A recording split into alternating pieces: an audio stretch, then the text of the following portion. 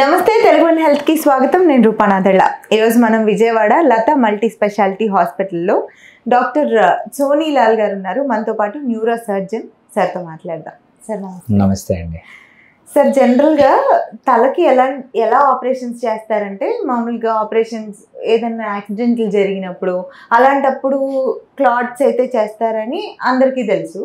కానీ నేనేం తెలుసుకోవాలనుకుంటున్నానంటే, మన వాళ్ళు చాలామంది తలనొప్పి వచ్చినా ఏదైనా తలకి సంబంధించిన ఓ టాబ్లెట్ తెచ్చేసి వేసేసుకుంటారు.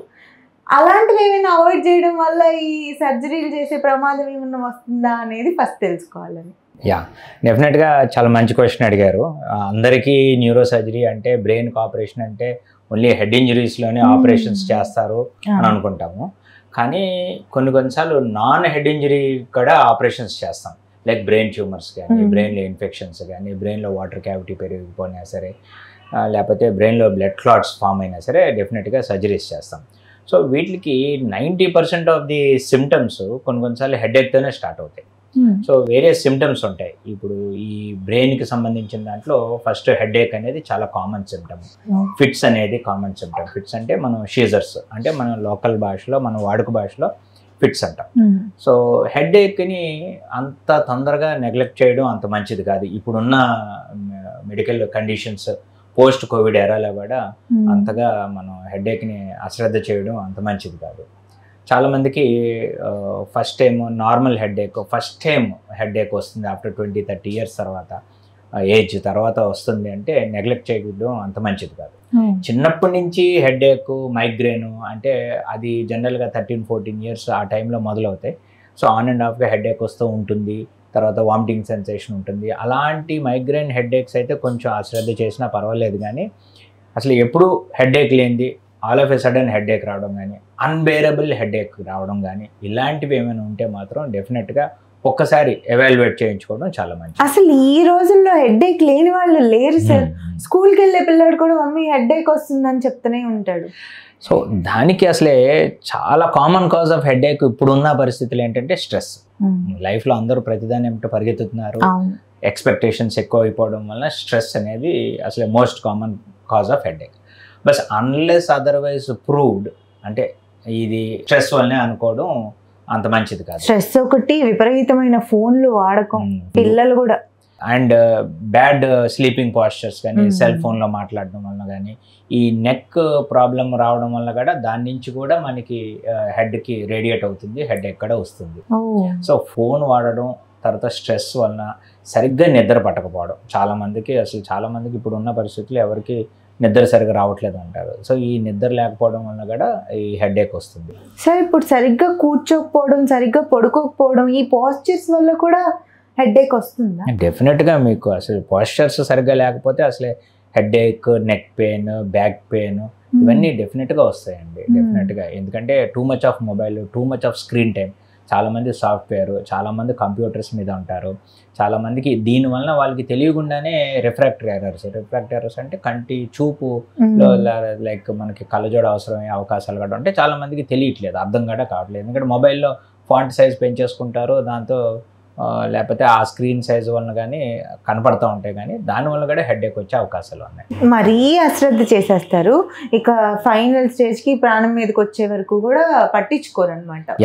సో అన్యూజువల్ హెడేక్ అంటే ఎప్పుడూ లేని headache all of a sudden ఈ మధ్యకాలంలో రీసెంట్గా స్టార్ట్ అయిన తర్వాత ట్యాబ్లెట్స్తో కూడా రెక్టిఫై అవ్వకపోతాయి. అంటే ట్యాబ్లెట్స్ వేసుకుంటే ఆ పూటకి హెడేక్ తగ్గడం మళ్ళీ స్టార్ట్ అయింది అనుకోండి.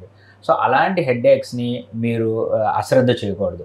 అప్పుడు ఎలాంటి డాక్టర్ని కన్సల్ట్ చేయాలి హెడేక్ బాగా ఉంటే? బేసిక్గా ఒక జనరల్ ఫిజిషియన్ కలిస్తే ఆల్వేస్ బెటర్ ఇనిషియల్గా. సో అక్కడి నుంచి కూడా ఇంకా తగ్గకపోతే న్యూరాలజిస్ట్ కానీ, న్యూరో సర్జన్ కానీ కలవడం చాలా బెటర్. ఆ కండిషన్ని బట్టి జనరల్ ఫిజిషియన్ సజెస్ట్ చేస్తారు. ఎందుకు మన న్యూరోల్ని కాంటాక్ట్ చేయాలంటుంది? ఎందుకంటే ఈ చాలాసార్లు ఒక్కొక్కసారి బ్రెయిన్ ట్యూమర్స్ కానీ, బ్రెయిన్లో ఇన్ఫెక్షన్స్ కానీ, బ్రెయిన్లో బ్లడ్ క్లాట్స్ కానీ ఇలాంటివి, లేకపోతే రేర్గా ఏంటంటే కొన్ని బ్లడ్ వెజల్స్లో డిఫెక్ట్స్ ఉంటాయి. లైక్ ఎన్యూరిజమ్స్ కానీ, ఆర్టీరియోవీనస్ మాల్ఫార్మేషన్స్ కానీ, లేకపోతే వీనస్ థ్రాంబోసిస్. అంటే ఈ మధ్యకాలంలో ఏంటంటే చాలామంది వాటర్ తక్కువ తీసుకోవడం, ఎక్కువగా ట్రావెల్ చేయడం, తర్వాత అదర్ హ్యాబిట్స్ స్మోకింగ్, కైని, గుట్కా ఇలాంటిట్ల వల్ల ఏంటంటే ఒక్కోసారి బ్రెయిన్లో వెయిన్స్ క్లాట్ అయ్యే అవకాశం ఉంటుంది. ఇలాంటివి ఏమైనా జరిగినా సరే హెడేక్ చాలా ఎక్కువగా ఉంటుంది. ఒక్కొక్కసారి ఇలాంటివి ఐడెంటిఫై చేయడం కోసం మనం కంపల్సరీ ఏదైనా బేసిక్ ఎంఆర్ఐ స్కాన్ కానీ సిటీ స్కాన్ కానీ చేసుకోవడం చాలా బెటర్ అండి. ఒక్కసారి ఇవి చేసుకున్న తర్వాత అది ఏమీ లేదు నార్మల్గా ఉంది అని అనిపిస్తే then you can think that it is related to stress and only medicines వాడుకోవచ్చు. సో అందుకే అన్నాను unless otherwise proved we should not neglect. Right sir, neglect చేయకూడదు. హెడేక్ లో కూడా రకాలు ఉంటాయి సార్. ఒకసారి ఏమో ఫోర్ హెడ్ మీద వస్తుంది, ఒకసారి ఏమో తల పైన వస్తుంది, ఒకసారి ఒక సైడ్ వస్తుంది, లైట్స్ చూడలేము, ఏం చేయలేము, రకరకాలుగా ఉంటుంది అనమాట. సో హెడేక్ అనేది చాలా విధాలుగా ఉంటుంది. అంటే ఒక్కొక్కసారి హెమిక్రేనియల్ అంటారు, ఓన్లీ ఒక సైడ్ వస్తుంది. అది కూడా ఎపిసోడిక్, ఇవాళ వస్తుంది మళ్ళీ ట్యాబ్లెట్ వేసుకున్న తర్వాత తగ్గిపోద్ది, లేకపోతే రెస్ట్ తీసుకున్న తర్వాత తగ్గిపోతుంది, మళ్ళీ 2 రోజులకు ఒకసారో లేకపోతే డైలీ కానీ రావచ్చు. కొంతమందికి హెడేక్ ఎలా ఉంటుందంటే ఒక సైనస్ రీజన్, అంటే ఓన్లీ ముక్కు ఈ నొసటి దగ్గర వచ్చే సైనస్ హెడేక్ కూడా కామన్గా ఉంటుంది. కొంతమందికి కళ్ళు అంటే కనుగుడ్లు కూడా గుంజుతూ ఉంటాయి అనమాట, అంటే లైక్ డ్రాగింగ్ పెయిన్ లాగుతున్నట్టు. కొంతమందికి చాలా టిపికల్గా చాలా కామన్గా ఈ 2 వైపుల కణతల్లో హెడేక్ వస్తుంది. సో ఒక సైడ్ రావచ్చు, 2 వైపులు రావచ్చు. చాలా మందికి ఈ తల పైన నెత్తి పైన ఇక్కడ వచ్చే హెడేక్ ఉంటుంది.